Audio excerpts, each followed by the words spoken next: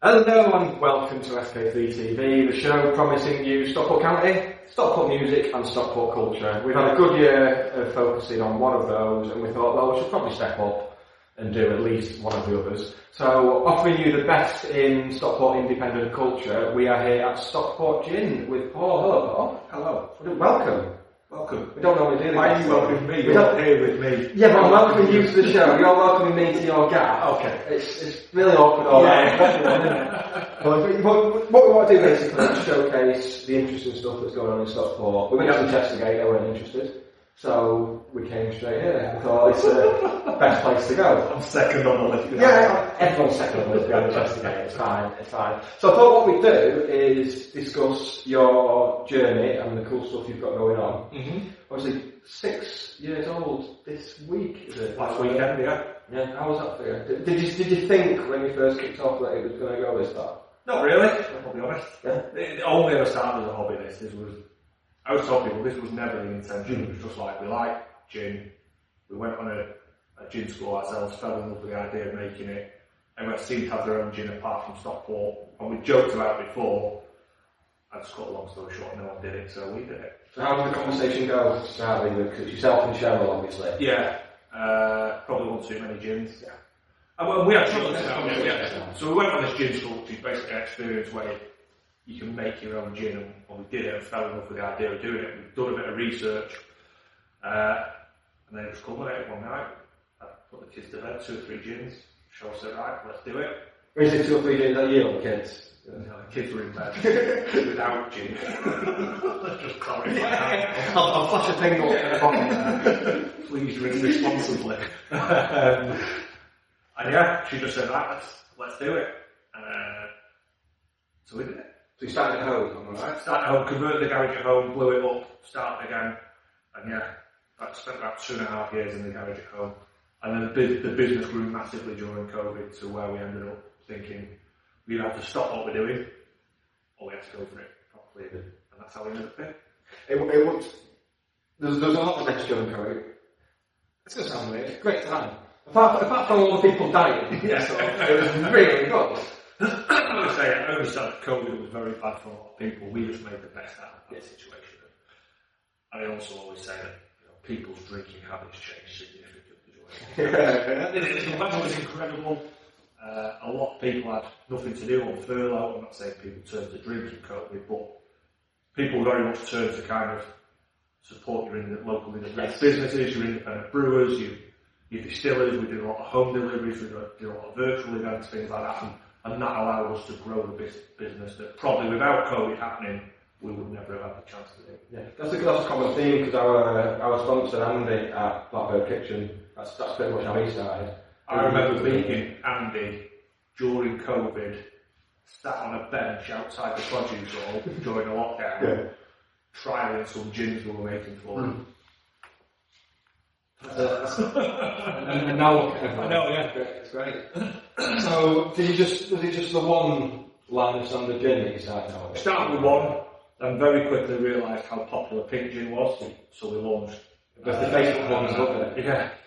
Launched a pink gin, and then we've now got a range of 4. We do a lot of seasonal limited edition gins on top of that, and then we just launched a vodka as well.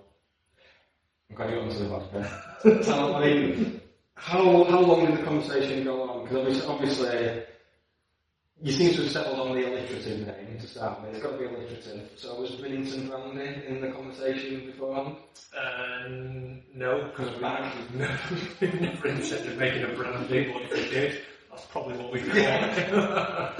I mean, vodka's really easy to make. It's a very simple process. It's exactly the same as gin, we just don't have botanicals.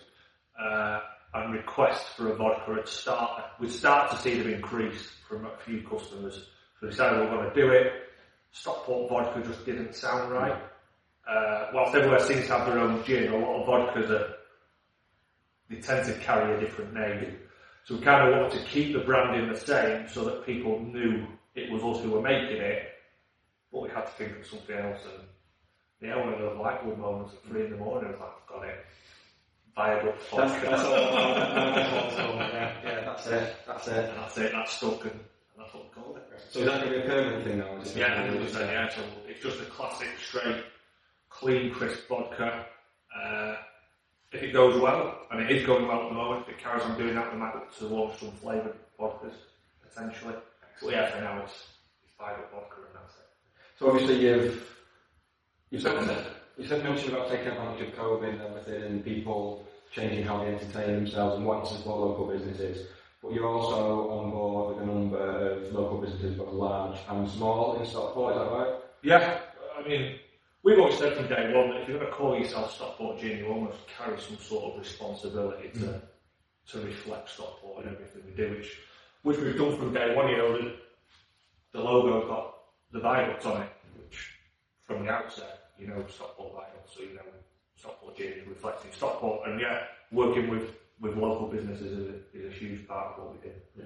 And Stockport County as well. Was that a dream at the outset?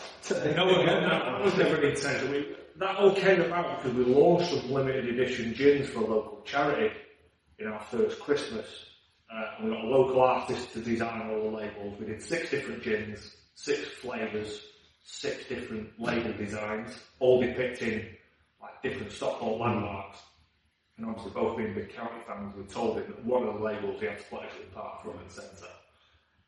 That gin we sold like 3 times the amount of compared to any of the other gins, because county fans just went mad for it, and it became known as the county gin. So off the back of that, we approached the club and said, listen, we've seen this, it's done really well, can we actually do something with you? And it took a while, because at the time we were talking to them, they were just going through the takeover process. But once the new owner came on board, we got something to the right people, and yeah, they jumped on it. So we make county gin, we do man of the match every week with NK Electrical. Which of all the county players you have got to get a match to, which one have been most excited to receive a bottle of gin? Because there's certain players who must have had one pretty much every week and must get it. Yeah, I think at one point it became known as the Danny Lloyd Award. Yeah. And earlier this season it just became the Lewis Bate Award. I think he was in one of the national newspapers talking about it just before Christmas, about pretty much how I remember his family got bottle of gin for Christmas because he didn't receive that much. But they all love it, you know.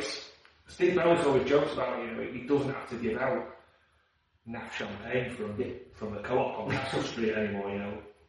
These lads are getting something that, I mean, his joke is that always the wives and girls and girlfriends enjoy it more than the players do, which I'm sure they do, but as long as someone enjoys it, we're happy.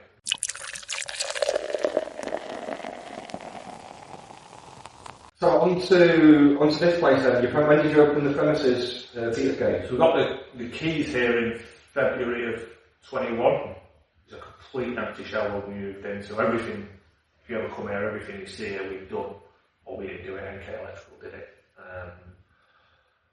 And yeah, we moved in that summer in July of 21 and did well we now do everything. Yeah, straight to it as well. And then, of course, you opened up the event space upstairs. Yeah. Was that something you had planned from the start, or did it just come to you at 3 in the morning? No, that wasn't at 3 in the morning. We moved in, and the only work we ever did was down there on the ground floor. You know, it was all about getting the distillery set up, getting the shop at the front sorted, and then allowing us the ability to launch the distillery tours, which are hugely popular even to this day.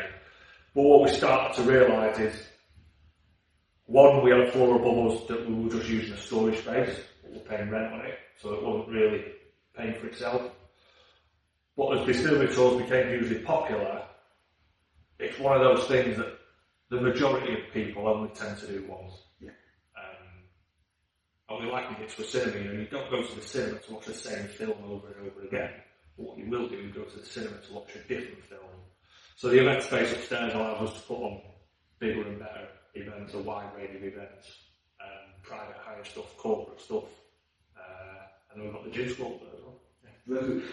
What's have people ever had any, obviously you're letting people come and make their own gin, Yeah. Do people ever come up to you with wild ideas where you think, oh, we should do that? Not yet. No. But I can be the first. you could be, yeah. Some people have made some pretty good gins. Yeah. So we've got a selection of about 40 botanicals up there, and basically people choose whatever they want and put in and distill it down and then take it on at the end. But we have some people who make some really nice stuff, and it probably is a good way of market research, seeing what works and what people like. Yeah. Excellent, yeah. Just make him sign a release form. I keep all the recipes. We don't mean this on.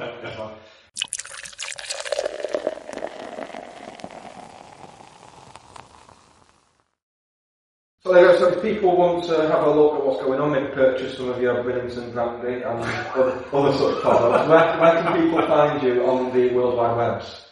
www.stockport-gin.com, or come in the shop and say hello, meet me, show you around. As I often do any times. Often whenever you're passing the road, people are always welcome. Yeah. Excellent. So this has been the first in a series of episodes showcasing what's going on in Stockport. We're going to have music live. We're going to have interviews with people who do music live. We're going to have all sorts of stuff showcasing all the things that are going on in Stockport. If you go in the episode description at the bottom, you can find links to Stockport Gin. You can go on their online shop. You can book in for events and follow them across all social media channels, and you can find what's going on. And while you're there, don't forget to follow us. We will be back very soon with more of the same. Cheers, Paul. Thank you very much. Thank you.